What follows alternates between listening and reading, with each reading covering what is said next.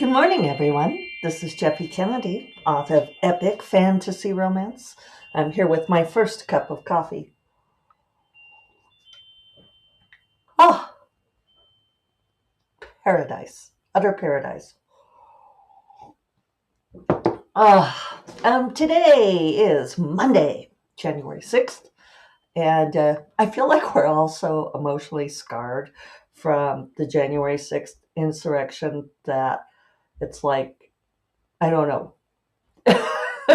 I'm trying not to think about today being January 6th, this thing that used to be like a minor parliamentary procedure formality, bureaucratic formality, verifying the results of the election so that even though the horrible people won, the ones who incited and implemented the insurrection, and everything should go fine today. Um, yeah, I'm just emotionally traumatized. Sorry to start off on a bad note. But yeah, I can't even say, January 6th without worrying.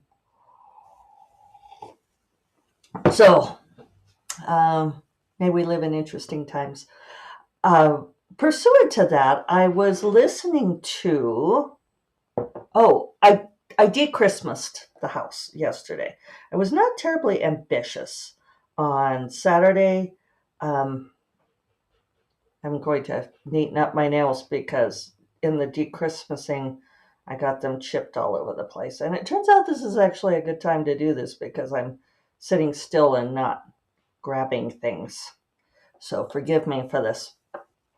Um, yeah, on Saturday, I just had that unambitious feeling. And I don't know what it was. I did go to yoga class, but then I just wasn't fired up to start the whole process of de-Christmasing. So I did it yesterday and got it all done in one day. Uh, I figured out it took me about 7 hours to get everything done. And I mean, I did from ground up, all of the indoor and outdoor decorations, got them back in the bins, got the bins put away. And also cleaned out the cat boxes at the same time because the bins and the cat boxes are in proximity to one another for what it's worth. Uh, all of these details you probably don't need to know about my life, but there we are. So it's all done. It's all neat and clean, put away, which is great. I love the Christmas decorations, but I also love how clean and smooth and pristine the house looks with them put away. It's a great start to the new year. Excuse me. We It used to be the tradition, the family tradition, as my mother has pointed out, to take down all the decorations on New Year's Day, which I think there is a symmetry to that. Starting off the new year fresh, and I like the idea. However, it worked better um, when I had a day job that gave me New Year's Day off. And now that I work for this terrible bitch of a boss, I don't necessarily get New Year's Day off. I didn't get it off this year. And I would much rather have been writing. We have a bumper sticker for that, right? Uh, so it's just good to get it done on Sunday. I think it's interesting the ways in which I continue to observe um, the work week as a writer, because I don't have to observe weekends and so forth. And I have tried changing it up and I didn't like it. So I like having my weekends off. I like kind of being in sync with the bulk of the working people out there, except that I don't get holidays. So, anyway, yesterday was all taking down the Christmas decorations. And because it is the anti-Christmas, right? I put on my phone through the stereo speakers on all song shuffle, which is fun because I have a lot of music, and a lot of it I don't remember about unless it turns up in all songs shuffle. And so it was funny because a couple of Ani DeFranco songs turned up, and I haven't listened to Ani DeFranco in a long time. And she was talking about George W. Bush and stealing the election, and how we don't really live in a democracy, and all of those things. And I was thinking, wow, it's things don't really change. I mean, it feels like things are very bad and dark right now, which they are, but also they they haven't changed. What am I trying to say? It's just such a cycle, and it's like the awful politics and war making. Um, these guys just never stop. They never stop, and it's just this endless cycle. So another song that popped up was Leningrad by Billy Joel, which I've always loved. And again, I think that was off of it might have been the Stormfront album, it might have been Nylon Curtain, but still 80s. And he talks about the Cold War, and he talks about his childhood and the Cuban Missile Crisis and all of these things. And so I almost feel like those of you who are feeling like we're entering this era that is unprecedented, go listen to some of the 80s music and some of the things we were worrying about 40 years ago.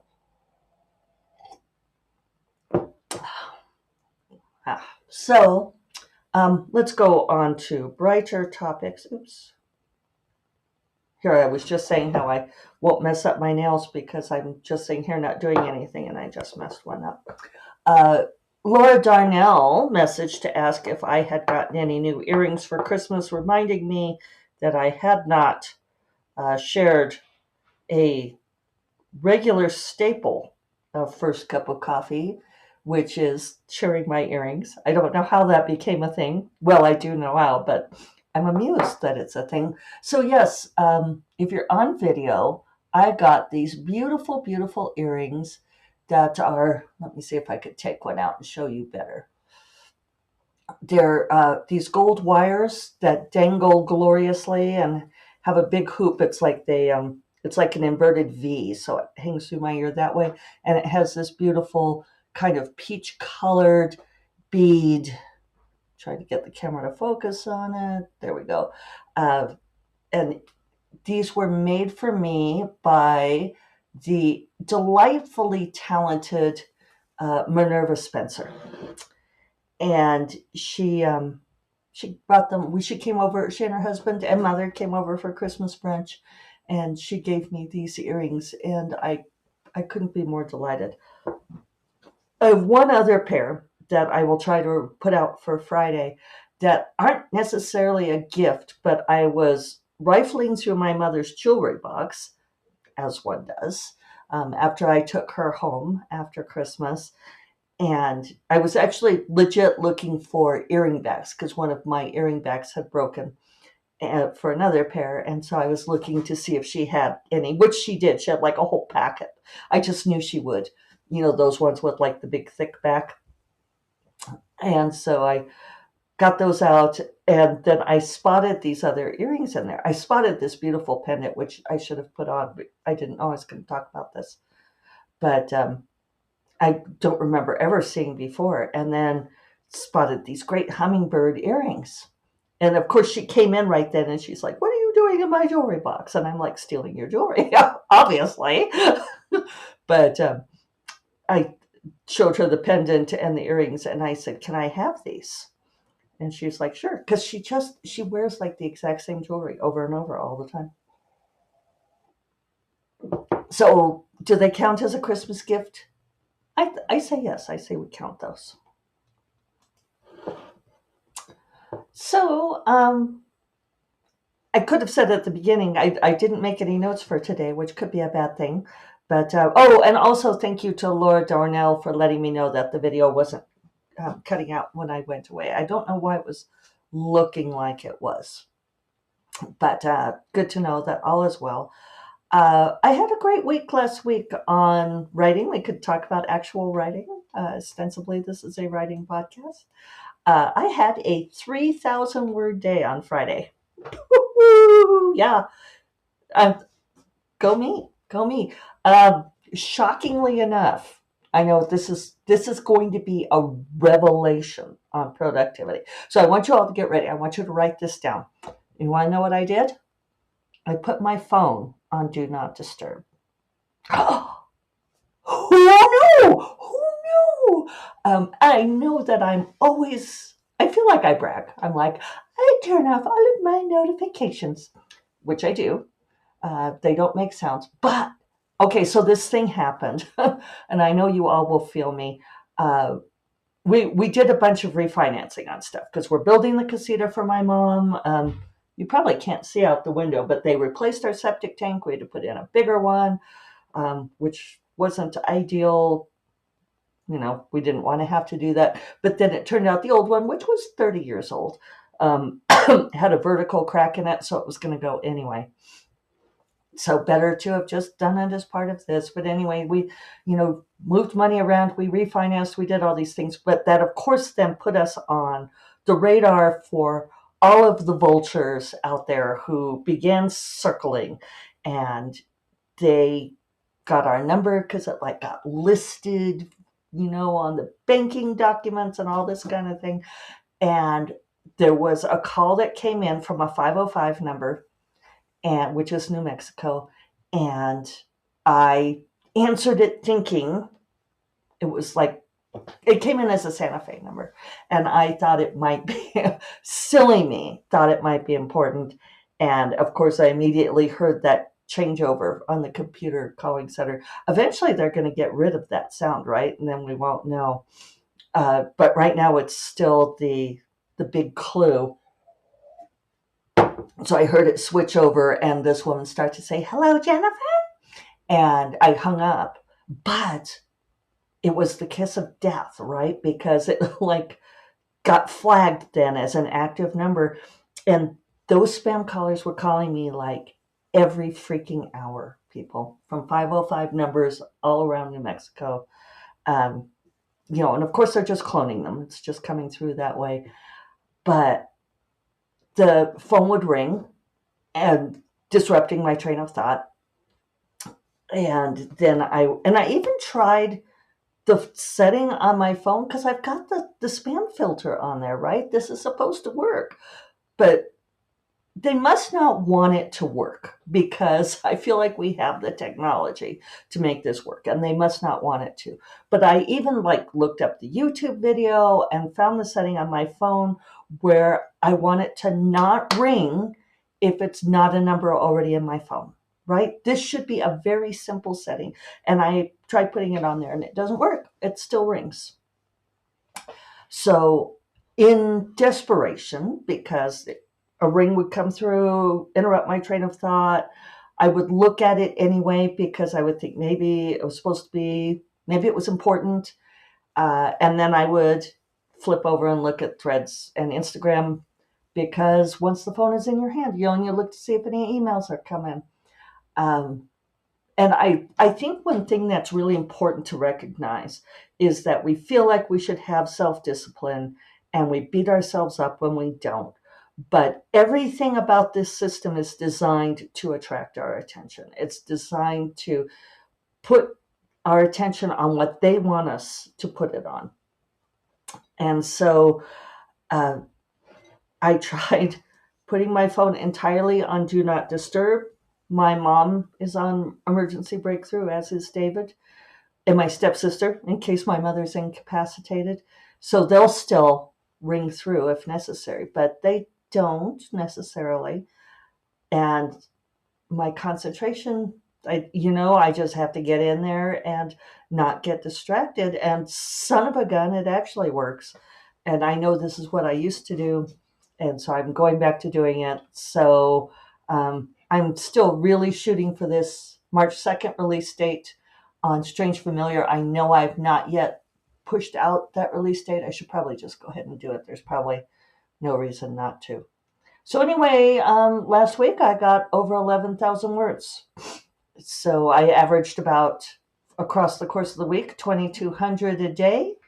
And I am super pleased. I would love to get back to that level of sustainable productivity. Um, this is an interesting thing too. So I've written through the first scene basically on what I remember of the series so far, and one of the things I typically do when I write a new book in the series is I go through and listen to at least the audiobook from the previous book. And so I had meant to do that this weekend. I hadn't gotten around to doing it during the week. I felt like I didn't have time, blah, blah, blah, blah, blah, blah. And I'd meant to do it while I was de-Christmasing the house and while I was running errands on Saturday, start listening to that book so I could get everything in my head again. And I forgot. I forgot that was what I was going to do. And instead I did my all sung shuffle. And I feel like did I really forget, or was that a subconscious choice? Sometimes I think it's good I always think it's good to write without that conscious brain as much as possible, to detach that conscious brain that's ticking off points. So there's that.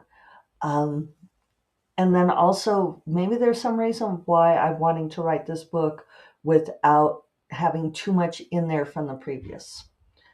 And then it worked out well with that, listening to these songs and listening to Ani DeFranco's protest songs and listening to that very moving song, Leningrad. I should link to those. Let me link to those for you all. In fact, I'll do it right now so I don't forget. It's interesting because I remember talking to some younger writers in one of my chat groups, and I can't remember what it was. Isn't it funny? It's like, what was that last crisis? But a couple of them were in Europe, and they were really worried about Putin bombing Europe, and trying to write through that anxiety. And I was telling them about the 80s and how we felt about things then, and telling them about the Cuban Missile Crisis, and I told them to listen to 99 Red Balloons, and those fears of war and that kind of thing. And maybe this is part of what art does for us, is that it helps us to remember in ways that we do not remember. I'm going to put this in air quotes, but dry history, that there's, we don't, I don't know if we just we know that these things happen, but they lose the emotional import. Whereas the music, the books, the art, they bring back to us those emotions and how we felt. And that's a wonderful thing that art can do, right? So I guess on that note, I will go commit some art. I hope that you all commit some art this week too. And I hope we get through today without there being anything weird. I mean, I do admire the Biden administration and the Democrats for prioritizing above all else the peaceful transition of power, and the fact that the people who are Trump supporters, and I know some of you out there have taken me to task for not for coming down on y'all, but the fact that you support someone who does not support the peaceful transition of power, which is the very foundation of our democracy. We don't want to be at war, and nothing is worth being at war. So on that note, go make some art, create some peace, and I will talk to you all on Friday. You all take care. Bye-bye.